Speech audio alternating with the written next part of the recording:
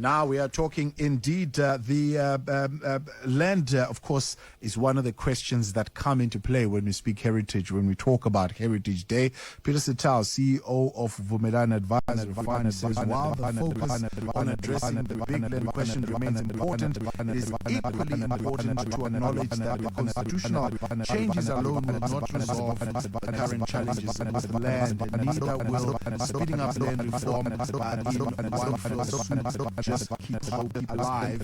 We want to engage with him a little bit more about that statement and what it really means.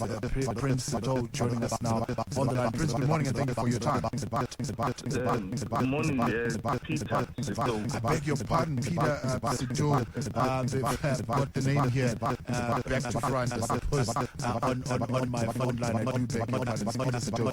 Peter, we want to engage particularly around the important link between land reform and South Africa's heritage.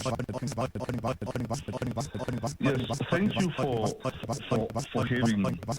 The issue of land, as we all know, remains a motive issue in South Africa, more so because of our history and the way in which land was actually taken from the millions of indigenous groups whose land was forcibly repossessed.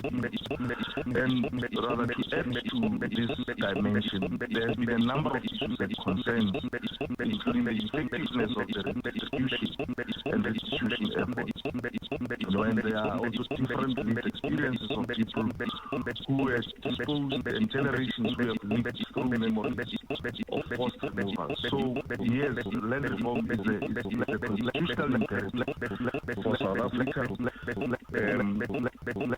We have to get this right for the sake of, in order for us as a country to have social cohesion, land reform is important.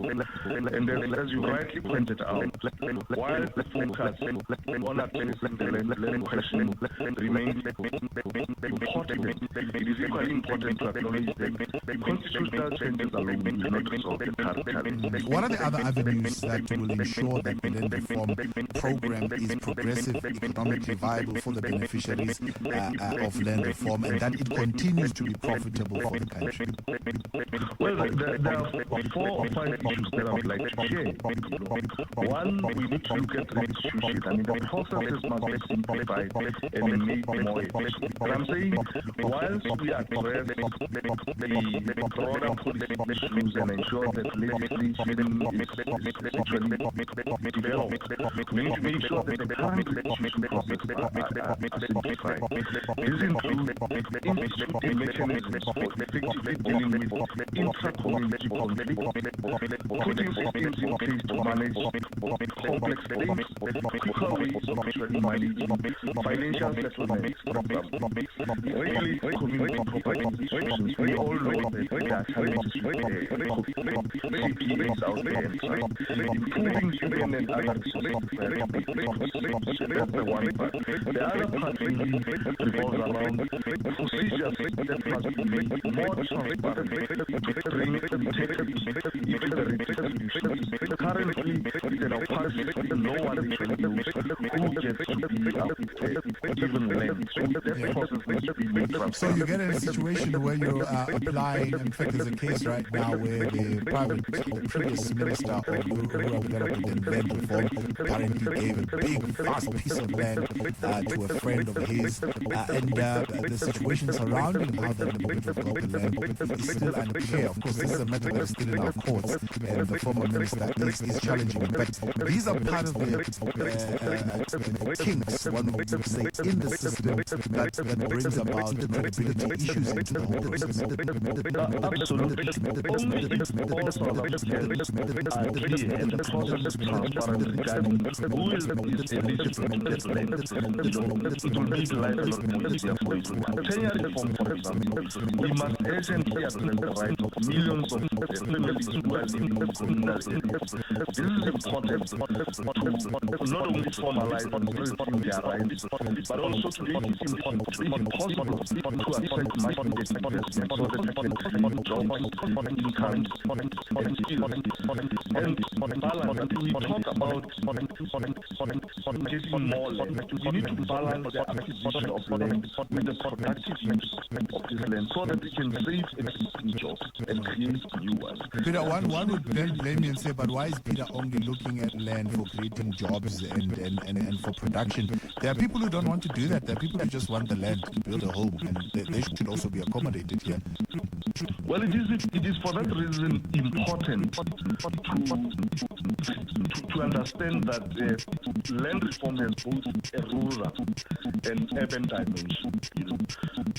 There's research, for example, has indicated or has shown that by, I think in 10 years' time or so, in excess of 80% of South Africans will be living in urban areas. We need to take such issues into consideration in land reform, in reforming, for example, if we are looking at urban land reform as an example. But the point that I'm really emphasizing here is we need to make sure that while we acquire land, we make sure that it's productive. Because if we acquire land and people, and it doesn't help much in terms of really creating jobs, particularly in the rural settings, then we are really not solving the problem. Both the free and the home settlements are what must be expanded. And in this regard, our view is that partnering with the private sector is the most immediate need to address this challenge, because we cannot really rely on the government to provide all the funding for land. The last point that I want to make is just one to emphasize. Instead of reinventing the wheel, governments and other role players should use existing tools that learn what has achieved, what has worked, and what is more effective. Industry players, NGOs, and other entities can share their success stories, can share the challenges and the experience, and we can leverage them so that we can map out the way forward for them and replicate those lanes, especially where we have Peter, the prevailing narrative now is that there is land hunger. In fact, there's growing frustration amongst the landless in order to avoid populism, land reform approaches. Land reform needs to happen quickly and at a scale. I read here earlier on that you were saying the speeding up of land reform in one fell swoop just to keep hope alive is not necessarily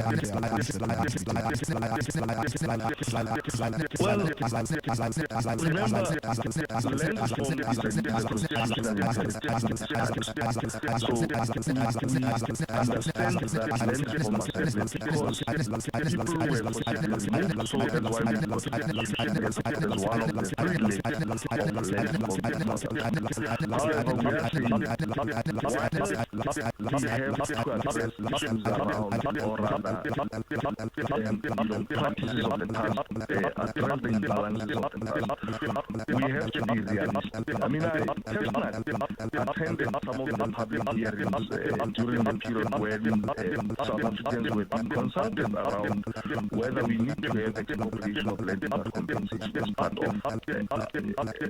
part of resolving some of the problems in the land reform space. I said and listened to some of the issues that ordinary South Africans had to say. And my view was that if you really listen, you get a sense that people are frustrated that yes, they want to farm the land, they don't have access, they do not know how can they access a small portion, a small piece of land which they can use to farm, either for consumption or for productive purposes. So we need to address that. That's something that we need to address. And you're quite correct in saying that it's not everybody who really wants to farm. So we need to be clear on who we appoint?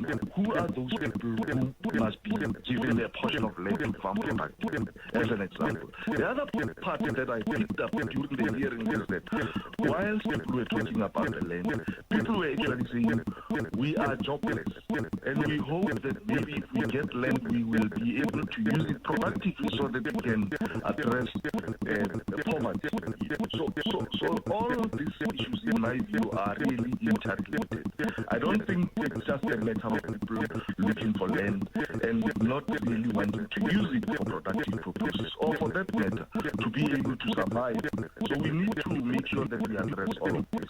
Peter Setou, very interesting engagement. I appreciate your time and some of your thoughts that you shared with us this morning. That's Peter Setou, the CEO of Vumelana Advisory Fund, on the 5 avenues that he believes we should be looking at when it comes to the approach to land: restitution, redistribution, tenure reform, acquisition balance, and of course leveraging the persisting case studies.